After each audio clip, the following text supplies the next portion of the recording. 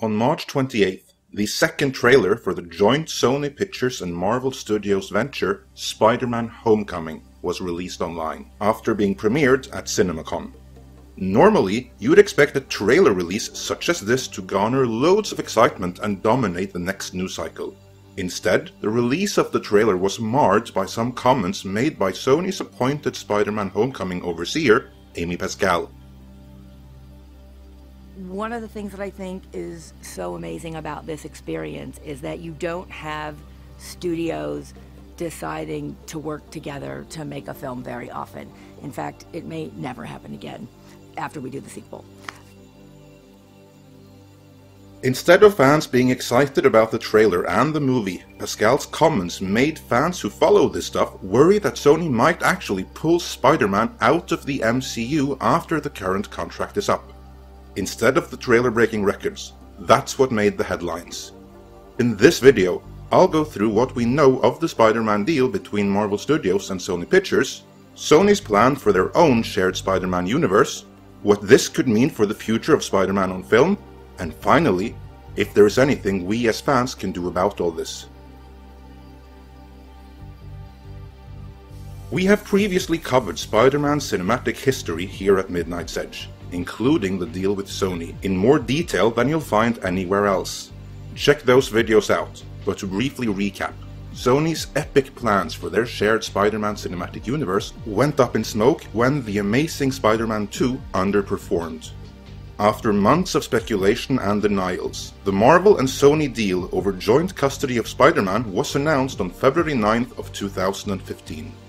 Sony would keep the Spider-Man rights, but Marvel Studios would be allowed to put Spider-Man in their own movies, and they would for all intents and purposes make Spider-Man movies for Sony.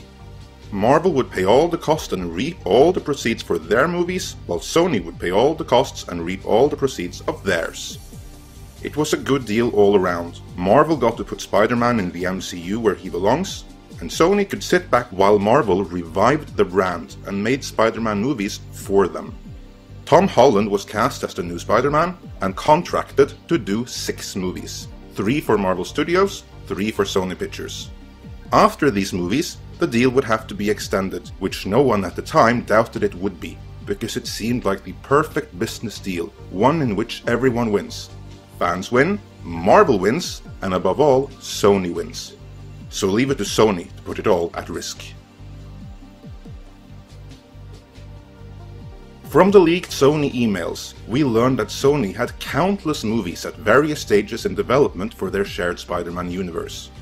We also learned that it was very important for Amy Pascal that Sony still be allowed to make these movies even if they entered a deal with Marvel.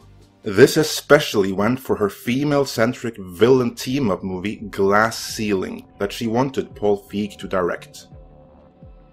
Likewise, Avi Arad, who was relieved of his Spider-Man responsibilities once the dotted line was signed with Marvel, was always caught up with his own Venom movie.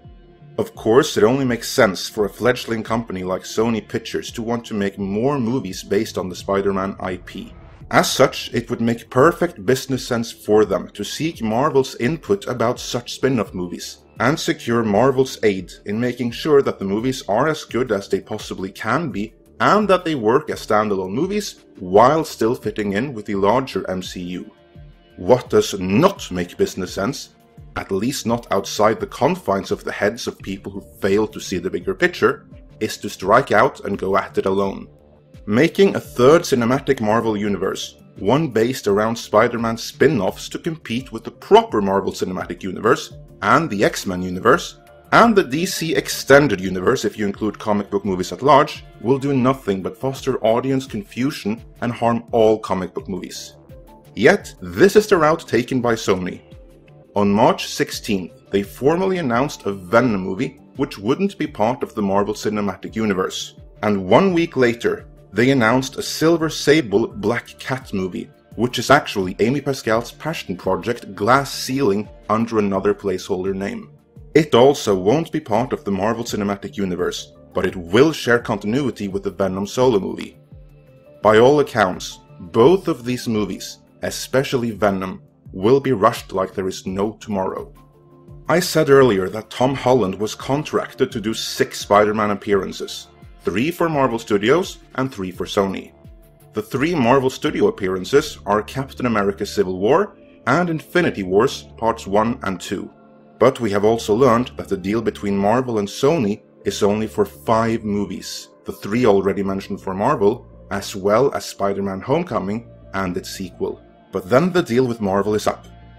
That leaves 1 movie Tom Holland is contractually obligated to do, for Sony, not Marvel. What could all this mean? It means that Sony has a bargaining chip. What we're seeing here could be posturing. It could be Sony sending Marvel the message that once the deal is up for renewal, after Marvel has brought the Spider-Man brand back to life, Sony will use the final Spider-Man appearance Tom Holland owes them to put Spider-Man into the shared Venom Silver Sable universe, deluding casual moviegoers into thinking what they're seeing is still part of the Marvel Cinematic Universe. Then they'll renew Holland's contract and carry on with their own Spider-Man universe, forever denying Marvel the use of the character. But, they might tell Marvel, it doesn't have to play out that way. Just hand over some of all that sweet MCU cash, maybe some Infinity War gross points, and then maybe Sony will play ball for a few more years. The challenge here is that from Marvel's point of view, Spider-Man is advantageous to them creatively more so than he is financially. How many that weren't going anyway will see Infinity War just because Spider-Man is in it? Not many enough that Marvel will be willing to pay anywhere near what Sony could conceivably ask in order to renew the deal. So how much are Sony willing to cut back on their demands before they walk out and proceed with their own Spider-Man spin-off universe, now starring Spider-Man? Probably not a lot. Will they make good on their threats? Well, Sony head honcho Tom Rothman is after all the same guy who greenlit Fant 4-Stick just to keep the Fantastic Four rights away from Marvel. So let's hope cooler heads and common sense will prevail, because otherwise, in just 2 short years, the same amount of time that has passed since the Marvel-Sony deal was first announced, Spider-Man could very well end up being yanked out of the MCU and put into a Spider-Man villain spin-off universe led by the brain thrust that ran Spider-Man into the ground twice already, killed the Ghostbusters franchise, and whose list of crimes against film is too long to list. That's a scary thought, isn't it? Is there anything that can be done? As a general thing, fans can only sit on the sidelines and watch in horror if the properties they love are mismanaged and steered over a cliff which is perfectly visible to everyone but the numbnuts calling the shots. You can write all the protest letters you want, you can sign all the petitions you want, won't make any difference. Money talks, and if the studio thinks enough people will show up on opening day, all fan protests are in vain. What matters is money. And that is something Sony Pictures haven't seen too much of for quite some time. For the fiscal year of 2016, Sony's film unit recorded an operating loss of $720 million. This is of course down to Tom Rothman and Amy Pascal before him being out of touch and green-lighting a bunch of drivel that no one wants to see. But this does leave Sony in a persistent vulnerable state, one where fan awareness and subsequent consumer behavior actually might make some level of difference. This is, after all, the reason why Sony entered the Spidey deal with Marvel in the first place. Listen to how Amy Pascal tries to spin it. Sony and Disney and Marvel all decided that the right thing to do was to allow Peter Parker and Spider-Man to be in the MCU and to work with the Marvel guys and have them produce this film. And I think that was a very rare thing for 3 companies to do, and a very brilliant thing for them to decide to do, because there are only so many stories that you can tell again and again and again about Spidey, and this is something that we would have never been able to do in any other way. So it was a very selfless thing that was very smart on the part of all the companies. Despite what Amy Pascal might try to convince you, Sony did not agree to the Spidey deal with Marvel out of the goodness of their hearts, or because they are such a great studio. No, they did it because despite modest financial success, the fans hated on The Amazing Spider-Man 2. Andrew Garfield got himself fired so that The Amazing Spider-Man 3 was out. Indications were that recasting or rebooting again outside of the context of the Marvel Cinematic Universe would be financial suicide. So entering the deal with Marvel wasn't so much a choice as it was a lack of viable options. Sony are still in the position where they are hemorrhaging money and firmly placed with their backs against the wall. So allow me to make some suggestions as to what you might consider doing if you want to at the very least contribute towards Spider-Man remaining in the MCU beyond 2019.